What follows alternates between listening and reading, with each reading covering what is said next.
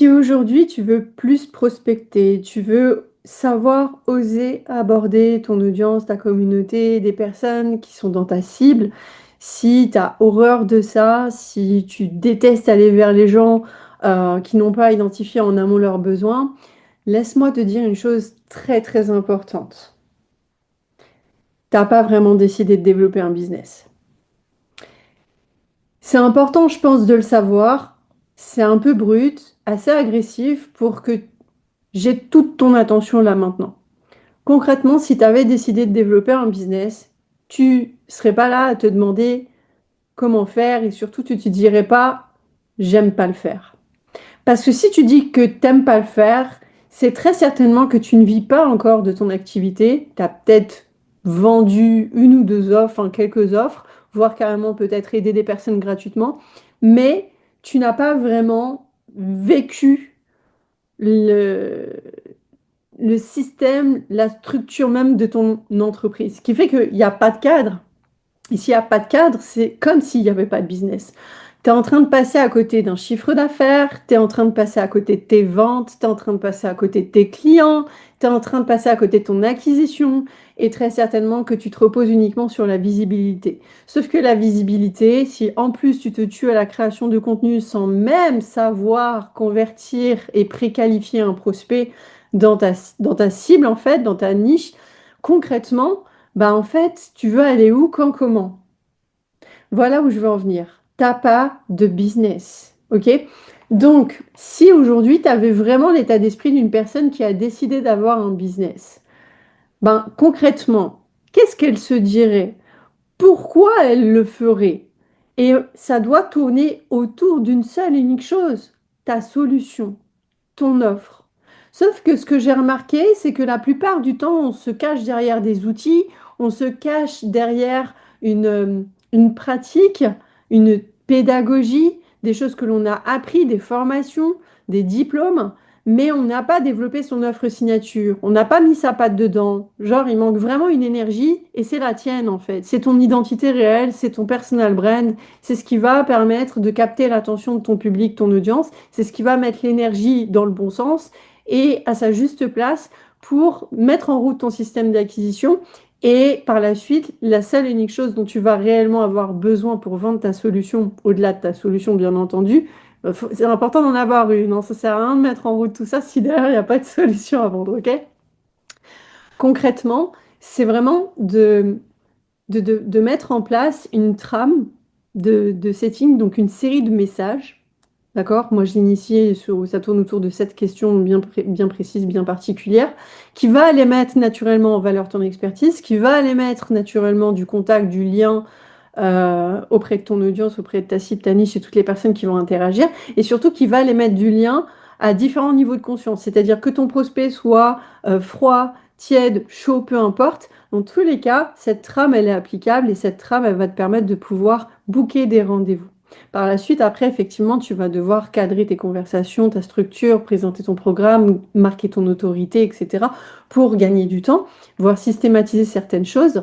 Mais là, vraiment, si ta priorité, c'est de développer ton business, si ta priorité, c'est de mettre en route un système dans lequel tu peux préqualifier, tu peux reconnaître les besoins, les personnes peuvent reconnaître leurs besoins aussi, à travers un lead magnet, pourquoi pas? Moi, j'ai proposé le test d'auto-évaluation. D'ailleurs, tu retrouveras le lien sous cette vidéo. Mais concrètement, ce qui est hyper important, c'est que la personne, quand elle consomme ton contenu, elle se dise, je suis là-dedans. Ah, telle personne, Katia, elle a la solution. Ah, elle peut m'aider. Je considère qu'elle peut m'aider. Elle, je considère que je peux l'écouter, que je dois l'écouter, que je dois entendre, que je dois aller voir ce qu'elle fait. D'accord? Susciter de l'intérêt, c'est la première chose à faire. Ça, tu peux le faire à travers ta stratégie de contenu, avec la stratégie cheval de Troie, j'en parle dans une autre vidéo. Tu auras le lien aussi sous cette vidéo. Mais concrètement parlant, une fois que tu as mis ça en route, une fois que tu tournes autour de ta 5D, les pensées, donc les croyances, les émotions, les actions, la méthodologie, la vision, de façon temporellement mesurable, mesurée, d'accord? Mais aussi de façon tout simplement temporelle, l'espace-temps que la personne elle peut s'offrir, qu'est-ce que ça peut lui permettre, quelle porte ça lui ouvre, quel systémique ça met en route, tu vois, quel lifestyle la personne elle va pouvoir s'offrir, quoi, clairement. Tu tournes autour de ça, tu respectes la stratégie de contenu du cheval de Troie, tu auras des interactions, tu auras de l'intérêt. Le tout, c'est après, comment est-ce que tu crées ce lien, ce contact avec la personne? Parce que ça se trouve, tu es dans une énergie où ben, les personnes, elles te regardent comme ça, elles te mettent sur un piédestal et en fait, elles n'osent pas venir vers toi. C'est quoi le call to action? C'est quoi la première étape? C'est quoi le lead magnet? C'est quoi? C'est comment est-ce que tu entres en contact avec la personne quand elle like, quand elle commente, etc. Et vraiment, même si tu n'aimes pas ça, je faisais partie des personnes qui n'aimaient pas ça. Quand j'ai compris l'importance de mettre en place ce levier-là dans mon business, au-delà du chiffre d'affaires, au-delà de trouver des clients, c'est surtout que j'ai appris à reconnaître que mon client idéal, ben, en fait, il n'avait pas forcément l'état d'esprit que moi je pensais, que moi je croyais qu'il allait avoir et qu'il devait avoir avant d'être avec moi, ou pour tout simplement bosser avec moi. Et ça m'a remis en question sur ma vision de l'entrepreneuriat, sur ma vision de ma communication, de mon message, etc. Et ça vient toucher quoi? Ton positionnement. Pareil, j'ai fait une vidéo autour de ça. Je t'invite à voir, là, je vais te la mettre aussi dans dans la description. Je vais t'envoyer dans toutes mes vidéos, en fait. Non, mais la vérité, en fait, concrètement, ta position comme ton autorité, c'est quelque chose qui va venir au fur et à mesure de ton parcours.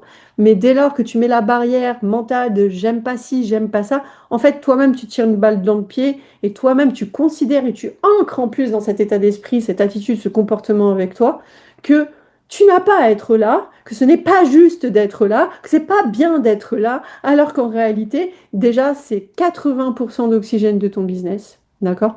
Que en plus, ça te permet de pouvoir savoir précisément comment tu vas définir ton offre avec les mots de tes prospects qualifiés, de ton audience. Tu vas même pouvoir créer ton premier lead magnet de cette façon-ci, une offre ultime, une offre, on va dire, générale, le premier pas, le premier step avec toi, tu vois, avant peut-être de s'investir dans un accompagnement high ticket, tu vois. Mais c'est surtout que ça va te permettre de comprendre les besoins réels du marché. Donc si aujourd'hui, tu n'as même pas fait d'études de marché, c'est que tu n'as pas conscience des réels besoins, de la réelle opportunité et du potentiel de ton chiffre d'affaires avec ton entreprise. Donc ce que je suis en train de te dire, c'est vraiment autorise-toi maintenant à agir comme une personne qui a déjà un business, une personne qui arrête de négocier avec son système de valeurs du passé, parce qu'aujourd'hui, si tu as décidé d'être dans l'entrepreneuriat, tu as décidé spontanément de développer un business. Et effectivement, on est d'accord, c'est une énergie différente. Là où tu vas créer ton offre, c'est plutôt ton énergie masculine où vraiment tu testes, tu mets en place des trucs, tu façonnes, tu crées, voilà, créativité, enfant intérieur, on est d'accord. Tu découvres des choses, tu mets en place des choses que tu maîtrises, tu es réellement expert dans ton domaine. Donc, tu as cette facilité, ça va vite. Mais de l'autre côté, il y a ton énergie féminine. D'accord? Et ton énergie féminine, elle va poser un cadre, elle va poser une structure, elle va poser une organisation, elle va poser de la connexion et elle va surtout s'intéresser à la connexion parce que c'est tout ce qu'elle veut dans la vie. L'énergie féminine, elle jouit de la vie. OK? Et si tu n'es pas capable de jouir avec d'autres personnes de la vie, d'accord? Ça veut dire que tu n'es pas capable d'être en relation avec d'autres personnes. Et pourtant, argent, c'est l'art de rassembler les gens, l'art de communiquer, l'art de connecter. Tout se joue dans ton énergie. Et l'argent, tu peux même mettre argent égale énergie. Et dès lors que tu n'es pas dans cette énergie-là, tu sabotes ton chiffre d'affaires. Ok? Donc je t'invite à consommer activement toutes les ressources que je vais te partager sous cette vidéo et on se retrouve très vite de l'autre côté si tu as envie d'aller plus loin.